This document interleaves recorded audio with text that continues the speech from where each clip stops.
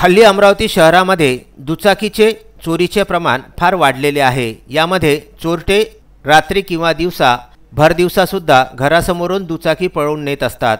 अशाच दोन दुचाकी चोरून त्यांचा विक्रीचा सौदा करीत असताना अचानक पोलिसांनी धाड टाकली। यामध्ये फ्रेजरपुरा पोलिसांनी दोन चोरट्यांसह दोन दुचाकी ताब्यात घेतल्या।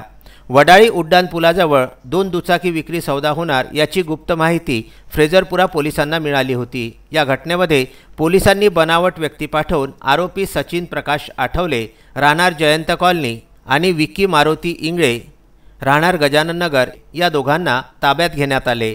त्यांच्याजवळील दोन्ही दुचाकी अंदाजे किंमत 80,000 रुपये हा माल जप्त करण्यात आलेला आहे। ही कार्यवाही फ्रेजरपुरा पोलीस निरीक्षक Pundlik Meshram, API Bipin Ingale, police constable Prakash Rathod, Sagar Pandit, Anup Jhagade, Sagar Bhajgawde यांनी केली आहे। Vidarbha news bureau, Amravati.